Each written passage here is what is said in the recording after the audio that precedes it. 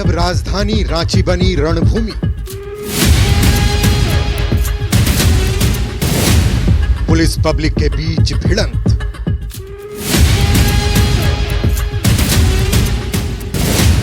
युवा आक्रोश रैली में बवाल,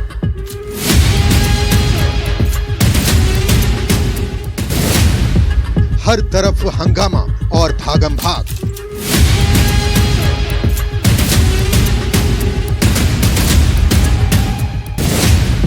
बैरिकेडिंग को तोड़ने की कोशिश,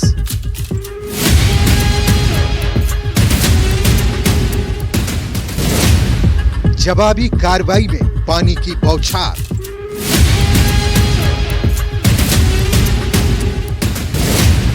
भीड़ को भगाने के लिए आंसू गैस का सहारा।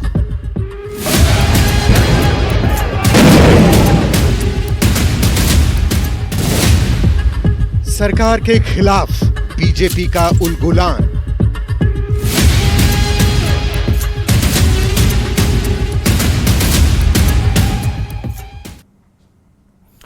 नमस्कार, जोहार, झारखंड देख रहे हैं आप। आपके साथ मैं हूं संतोष गंगवार। रांची में बीजेपी की युवा आक्रोश रैली के दौरान हुए बवाल के बाद बीजेपी ने हेमंत सरकार के खिलाफ अपनी धार और तेज करने का ऐलान किया है। नेता प्रतिपक्ष अमर बाउरी ने आरोप लगाया है कि सरकार ने पुलिस को जेएमएम कार्यकर्ता के रूप में इस्तेमाल किया और घटनास्थल को जलियांवाला बाग बनाने की साजिश की।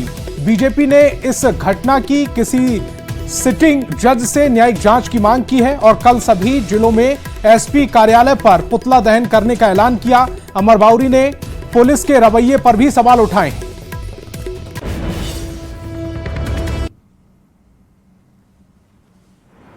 जो पुलिस की भूमिका है और सरकार की जो भूमिका है, उसके लिए हमारे प्रदेश अध्यक्ष जी ने मांग की है कि भाई इसकी न्यायिक जांच हो और जो सिटिंग जज है उनकी अध्यक्षता में यहां न्यायिक जांच किया जाए। पहला तो ये, और दूसरा, इस तानाशाह सरकार का और पुलिस को जो इन्होंने झारखंड मुक्ति मोर्चा के कार्यकर्ता के रूप में इस्तेमाल किया है और पूरे झारखंड प्रदेश में पुलिस ने जो अपना रवैया दिखाया है, थाना से लेकर के चेकिंग के नाम पर हजारों हजार कार्यकर्ताओं को, हजारों हजार युवाओं को इस सम्मेलन में भाग लेने नहीं दिया है, ऐसे पुलिस के खिलाफ और इस सरकार के खिलाफ कल संध्या सभी जिलों में, सभी प्रखंड मुख्यालयों के थानों के समक्ष भारतीय जनता पार्टी इस जितनी भी घटनाएं हुई है इसके विरोध में प्रशासन के सरकार के खिलाफ पुतला दहन का। रांची में युवा आक्रोश रैली के दौरान पुलिस और कार्यकर्ताओं के बीच जमकर बवाल हुआ। पुलिस ने भीड़ को खदेड़ने के लिए लाठीचार्ज, पानी की बौछार और आंसू गैस तक के गोले छोड़े, जिसके बाद सियासत गर्मा गई है। पुलिस की इस कार्रवाई को लेकर बीजेपी ने अब सीधे सीधे हेमंत सरकार से दो हाथ करने का संकल्प ले लिया है। आक्रोश रैली या चुनावी शंखनाद, 5 साल का हिसाब या अगले चुनाव का हिसाब किताब।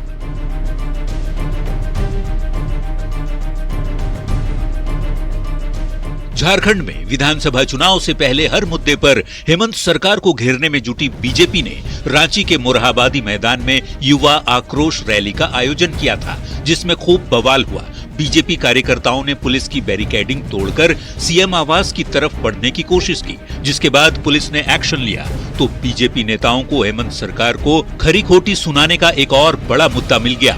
बीजेपी ने पुलिस की इस कार्रवाई को सरकार के इशारे पर लोकतंत्र की हत्या करार दिया है। ये सरकार को लोकतंत्र पर विश्वास नहीं है, संविधान पर विश्वास नहीं है और ये सरकार के जाने की तिथि भी तय हो चुकी है। अब तो झारखंड की जनता एक एक लाठी का, एक एक टीयर गैस का हिसाब मांगेगी। मैं हेमंत सोरेन को कहना चाहता हूं कि भारतीय जनता पार्टी युवा मोर्चे के कार्यकर्ताओं पर और झारखंड के युवाओं पर उन्होंने जो लाठियां बरसाई है, ये लाठी तुम्हारी सरकार के कफन में अंतिम कील साबित होगी। जनता सड़कों पर है, हम झुकेंगे नहीं, दबेंगे नहीं। बीजेपी का आरोप है कि पुलिस की इस कार्रवाई में भाजयुमो के कई कार्यकर्ता घायल हुए, जिन्हें रिम्स में भर्ती कराया गया है, जहां केंद्रीय मंत्री संजय सेठ, अर्जुन मुंडा, दीपक प्रकाश और बाबूलाल मरांडी ने घायलों से मुलाकात की और हालचाल जाना। पुलिस पर बर्बरता का आरोप लगाते हुए नेता प्रतिपक्ष बड़ी संख्या में समर्थकों के साथ धरने पर भी बैठे और हेमंत सरकार के खिलाफ जमकर नारेबाजी की। सरकार को उखाड़ फेंकने का संकल्प भी लिया। ये निरंकुश सरकार, एक गोली और बंदूकों की सरकार, लाठी की सरकार, इसने युवाओं के, झारखंडी युवाओं का रक्त निकाला है, बहाया है। ये सरकार का अंतिम जो है, इसके ताबूत का किला ठुक गया है। ये सरकार, इस बार कांग्रेस जेएमएम की सरकार, यहां से युवा उखाड़ फेंकेंगे। दरअसल चुनाव से ठीक पहले बीजेपी हेमंत सरकार से 5 साल के कार्यकाल का हिसाब मांग रही है। युवाओं से किए वादे पर सरकार के फेल होने का आरोप लगा रही है। ऐसे में युवा आक्रोश रैली के बहाने बीजेपी ने झारखंड में चुनावी चाल चल दी है। अब चुनाव के मैदान में सियासी संग्राम होगा, जिसमें दोनों तरफ से जुबानी तलवारें चलेंगी। संजय सिन्हा, न्यूज़ 18, रांची। और झारखंड के मुख्यमंत्री हेमंत सोरेन ने पूर्व मुख्यमंत्री चंपाई सोरेन की बगावत पर कुछ भी कहने से इनकार कर दिया है। जमशेदपुर में उन्होंने मीडिया से बात की और कहा कि उनके सामने अब तक चंपाई सोरेन की कोई बात सामने नहीं आई है। जब उनके पास ये मामला आएगा तब देखा जाएगा। मुझे लगता है फिलहाल आपको जहां से सवाल आ रहे हैं वही सवाल जवाब करें तो ज्यादा बेहतर है। राज्य की कोई जानकारी या ये हमारे समझ नहीं रखी गई है, या हमारे जब बातें आएंगी तब हम उस विषय पर निश्चित रूप से उसको हम लोग गंभीरता से लेंगे। और झारखंड के मुख्यमंत्री हेमंत सोरेन ने पूर्व सांसद सुमन महतो की दिवंगत बेटी को श्रद्धांजलि दी। पिछले दिनों दिल्ली में सुमन महतो की बेटी का निधन हो गया था। उन्हें सांत्वना देने के लिए हेमंत सोरेन पत्नी कल्पना सोरेन के साथ जमशेदपुर के सोनारी पहुंचे। उन्होंने शोक व्यक्त करते हुए परिवार को ढांढस बंधाया। इस मौके पर कई विधायक और नेता भी मौजूद रहे। और विधानसभा चुनाव से पहले कांग्रेस अपने परिवार में जारी कलह में फंसती नजर आ रही है। पिछले दिनों लोहरदगा से सांसद सुखदेव भगत ने रामेश्वर उरांव पर मंत्री प्रतिनिधि रखने पर गंभीर आरोप लगाए थे और एक तरह से मोर्चा खोल दिया था, लेकिन प्रदेश नेतृत्व रामेश्वर उरांव के साथ दिख रहा है। वित्त मंत्री रामेश्वर उरांव ने इशारों ही इशारों में पलटवार किया है।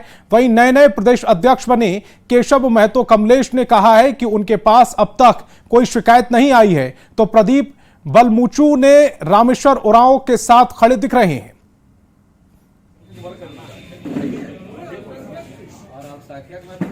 मैं कोई प्रतिक्रिया का गलत कहा ये नहीं करता हूँ। किसका क्या पावर है क्या नहीं है इसकी कोई बात नहीं करूँगा मैं। ये अपना अपना है, विचार है। अगर ज़्यादा बोलना पड़ेगा तो यही कहूँगा, बोल देना चाहिए मुझे कि खुद का घर शीशे का हो तो दूसरे के घर में पत्थर मत फेंक। हमारे पास कोई शिकायत नहीं है। मैं भी शिकायत नहीं करूँगा उसके खिलाफ। वही किताब में कहीं नहीं लिखा हुआ है ना विधायक प्रतिनिधि बनाने की कानूनन जायज है और ना मंत्री बनाने का कहीं किताब में लिखा हुआ है। इसलिए ये प्रैक्टिस में चलता है कि अपनी सुविधा के अनुसार लोग बनाते हैं। ठीक है, ऐसा कहीं कुछ नियम नहीं है, कहीं लिखा नहीं है। मगर विधायक भी अपना हिसाब से 2-2, 3-3 बना लेता हर प्रखंड में, इसलिए अपने उपलब्ध नहीं रहता है। और झारखंड में 25 अगस्त को कांग्रेस की अहम बैठक होगी, जिसमें झारखंड कांग्रेस प्रभारी गुलाम अहमद मीर भी शामिल होंगे। विधानसभा चुनाव को देखते हुए एक बैठक बेहद अहम मानी जा रही है, जिसमें संगठन की मजबूती से लेकर कई मुद्दों पर चर्चा होगी।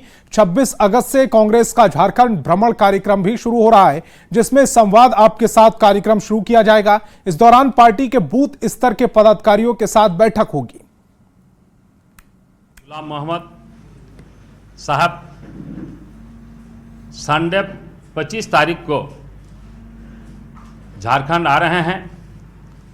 11 बजे विधायक दल की बैठक माननीय नेता, माननीय मंत्री, विधायक दल के नेता डॉक्टर उरांव साहब रखेंगे। और रांची से बड़ी खबर मिल रही है, संदिग्ध आतंकियों को ले जाया जाएगा दिल्ली। इस वक्त की बड़ी खबर आपको बता रहे हैं। ट्रांजिट रिमांड पर दिल्ली लाया जाएगा। अलकायदा मॉड्यूल के आतंकी की भी गिरफ्तारी हुई है। स्पेशल सेल की टीम सभी को दिल्ली लेकर रवाना हुई। कड़ी सुरक्षा के बीच दिल्ली लाया जा रहा है। बड़ी खबर आपको बता रहे हैं, आतंकियों को दिल्ली लाया जा रहा है। ट्रांजिट रिमांड पर दिल्ली भेजा गया है। इस वक्त की बड़ी खबर आपको बता रहे हैं, स्पेशल सेल की टीम दिल्ली लेकर आ रही है। कड़ी सुरक्षा के बीच दिल्ली रवाना हुए हैं। रांची से इस वक्त की बड़ी खबर आपको बता रहे हैं, झारखंड में गिरफ्तार संदिग्ध आतंकी डॉक्टर इश्तियाक अहमद के तार अब जमीन घोटाले से भी जुड़ते दिख रहे हैं, जिसके बाद अब इस जांच में ईडी की भी एंट्री हो गई है। खबर है कि ईडी ने इस मामले में बबलू खान नाम के एक व्यक्ति को समन जारी किया है। बरियातू के रहने वाले बबलू खान को ईडी ने 26 अगस्त को पूछताछ के लिए ईडी दफ्तर बुलाया है और अब यह पता लगाने की कोशिश की जा रही है कि जमीन घोटाले के पैसे का इस्तेमाल कहीं टेरर फंडिंग में तो नहीं किया गया। बबलू खान जमीन घोटाले में बंद अफसर खान और तलहा खान का रिश्तेदार है, जबकि डॉक्टर इश्तियाक अहमद बबलू खान के अस्पताल से जुड़ा रहा है और दोनों के बीच पारिवारिक रिश्ता भी रहा है। का इस्तेमाल, जो फंडिंग का इस्तेमाल है वो कहीं आतंकी गतिविधि में तो नहीं हुआ है, ये एक बड़ा सवाल है। बता दें कि जिस तरह से अलकायदा के जो इंडियन सब कॉन्टिनेंट मॉड्यूल का खुलासा हुआ है, अब उसमें ईडी की भी एंट्री हो चुकी है। इश्तियाक अहमद जो इस पूरे मामले का मास्टरमाइंड बताया जाता है, उसे कहा जाए तो उसके करीबी, उसके रिश्तेदार को जो है वो समन किया गया है। बबलू खान जो मेन जो बात है वो उसे सम्मन किया गया है और बबलू खान और इश्तियाक अहमद का दोनों का रिलेशन है, दोनों रिश्तेदार हैं। बता दें कि ये जो हॉस्पिटल आपको हम दिखाने की कोशिश कर रहे हैं, लेक व्यू हॉस्पिटल, ये हॉस्पिटल बबलू खान के नाम है, लेकिन इसका रजिस्ट्रेशन जो है वो इश्तियाक अहमद के ही नाम पर किया गया है। तो ऐसे में बबलू खान से ईडी की पूछताछ में ये बातें भी कहीं ना कहीं शामिल रहेंगी कि इन पैसों का इस्तेमाल, जिस तरह से ये अस्पताल बनाया गया है, उन पैसों का इस्तेमाल जो जमीन घोटाले से पैसों से तो नहीं हुआ है और कहीं ये जमीन घोटाले के पैसे का इस्तेमाल जो है वो टेरर फंडिंग में तो नहीं होता था, इसका कोई कनेक्शन जो है वो इंटरनेशनल तो नहीं था, दूसरे देशों से इसका कोई रिलेशन तो नहीं था। इन तमाम चीज़ों को लेकर भी पूछताछ होगी। तो कहा जा सकता है कि अपने आप में एक बड़ा जो खुलासा है वो इस आने वाले दिनों में इस माध्यम से भी हो सकता है। अब पूरे मामले में जो ईडी है वो भी जांच कर रही है। अब देखना होगा कि बबलू खान से जो पूछताछ होती है उसमें क्या कुछ तथ्य जो हैं वो सामने आ पाते हैं। कैमरामैन संजीव तिवारी के साथ ओम प्रकाश, न्यूज़ 18 रांची। और नीट पेपर लीक मामले में एक बार फिर सीबीआई की टीम ने हजारीबाग में छानबीन की है। पेपर लीक मामले में जिस राज गेस्ट हाउस को सील कर दिया गया था, उसमें कुछ अपराधियों के घुसने, सबूतों से छेड़छाड़ और दस्तावेज चोरी करने की बात सामने आई है। राज गेस्ट हाउस के शटर से दुकानें जुड़ी थीं। सुबह दुकानदार ने देखा कि शटर बंद होने के बाद भी अंदर के सामान की चोरी हो गई, जिसके बाद गौर से देखा गया तो पता चला कि सील राज गेस्ट हाउस के जरिए ही अपराधी दुकान में घुसे थे। आज एक बार फिर से सीबीआई की टीम ने दबिश दी है। आपको बताते चले कि पिछले दिन जिस तरीके से हजारीबाग में नीट क्वेश्चन पेपर लीक मामले में जो हजारीबाग से कई शख्स का नाम सामने आया था, विद्यालय का नाम आया था और उसके साथ ही जो है राज गेस्ट हाउस का भी नाम जुड़ा था, उसके बाद सीबीआई की टीम ने जो है अंदर कई प्रकार की छानबीन करने के बाद इसे सील कर दिया। बता दें कि आज सुबह जब स्थानीय लोगों को जानकारी मिली कि इसके बगल में एक स्टोर दुकान है जहां पर कुछ रकम चोरी होने की सूचना थी, उसके बाद जो है इसकी जानकारी सीबीआई टीम को भी दी। सुबह हम आए दुकान खोलने के लिए, हस्बैंड आए दुकान खोलने के लिए, आए तो दुकान का शटर उठाए तो देखे कि ना इधर से पूरा टूटा हुआ है, लकड़ी पूरा टूटा हुआ है, लकड़ी टूट करके पूरा उधर का ये खोला हुआ है और इधर का चिट्ठी में ये सब लगा हुआ था। फिर आकर के सीबीआई सर को फोन करके फिर उनको आए तो आकर के देखे तो फिर आकर के सारा सामान बिखरा हुआ था। तो फिर वो लेकर जाँच पड़ताल किए तो फिर आकर के उसके बाद देखे हम पूरा गल्ला खोल करके टोटल पैसा वैसा सब सामान सब मेरा गायब है। कब दुकान से आप निकले थे?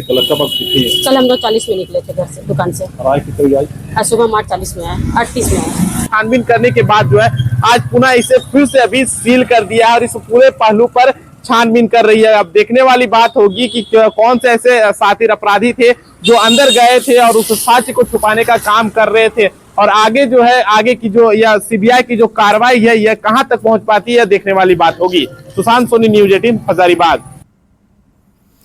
और गोड्डा के भगैया में निर्माणाधीन पुल के डायवर्जन के ऊपर से पानी बह रहा है। पानी तेज बहाव में बह रहा है, बावजूद इसके इसी धार से स्कूल के बच्चे और दूसरे लोग आना जाना कर रहे हैं। ऐसे में एक छोटी सी चूक बड़ा हादसा हो सकता है। लोग प्रशासन और सरकार से तुरंत इसको लेकर कार्रवाई करने की मांग कर रहे हैं। जिस समय सूखा था उस समय नहीं बनाया गया है। अभी बरसात में देखिए कोड़ दिया है पुल को, और एक अभी बाइक वाला 2 आदमी इसमें बह भी गया है। तो आदमी तो बच गया लेकिन बाइक उसका अंदर ही रह गया। परेशानी हो रही है कि ये इस रोड का अभी तक कोई मतलब मरम्मत नहीं हो पाया। एक जरा सा पानी पड़ा और पूरा रोड को खगालते हुए यहाँ से ले गए। हाँ, अब बरसात का दिन है, पूरा पब्लिक देखिए, आम जनता एकदम पूरा परेशानी के साथ जा रही है। हाँ, इस पे जल्द से जल्द कुछ किया जाए, तभी आम जनता, आम पब्लिक को यहाँ कुछ राहत मिल पाएगा। और साहिबगंज में बारिश के पानी से लोग काफी परेशान नजर आ रहे हैं। मिर्जा चौकी बुआरी जोर में बने डायवर्जन के ऊपर से तेज पानी का बहाव हो रहा है। इसी के बीच से लोग आना जाना कर रहे हैं। इसी का एक वीडियो सोशल मीडिया पर वायरल हो रहा है। 2 दिन से लगातार हो रही बारिश के कारण पहाड़ों से उतर रहे पानी के तेज बहाव में डायवर्जन बह गया, जिससे स्कूली बच्चों को भी आने जाने में भारी परेशानी हो रही है।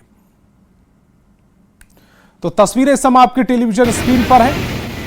डायवर्जन बह चुका है और बच्चे एक छोटी सी सड़क, जिसे पुल भी कह सकते हैं, उसके ऊपर से आना जाना कर रहे हैं। एक कतार में ये बच्चे उस खतरनाक पुल के ऊपर से जाते हुए नजर आ रहे हैं, उस खतरनाक सड़क के ऊपर से जाते हुए नजर आ रहे हैं। आप अंदाजा लगाइए, जरा सा पैर फिसला तो ये बच्चे कहां जाएंगे, और स्थानीय लोग भी इसी सड़क से जाने को मजबूर हैं।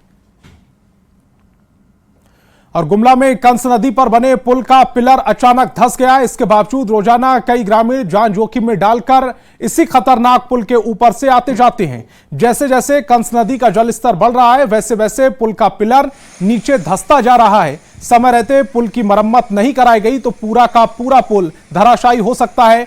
साल 2007 में 2 करोड़ की लागत से इस पुल का निर्माण हुआ था। इसके चलते कई गांवों के बीच आना जाना आसान हो गया था, पर बालू तस्करों ने पुल के पिलर के आसपास से बालू निकाल ली। इसके चलते पुल की नींव हिल गई। इसी बीच मानसून में कंस नदी की धारा पिलर के नीचे की मिट्टी को काट रही है और यह पुल हिल गया है। फिलहाल इस पुल से गाड़ियों का आवागमन थम नहीं रहा है, फिर भी कई ग्रामीण जान हथेली पर रखकर इस पुल से गुजर रहे हैं। तो जोहार झारखंड में फिलहाल इतना ही। आप देखते रहिए न्यूज़ 18 बिहार झारखंड।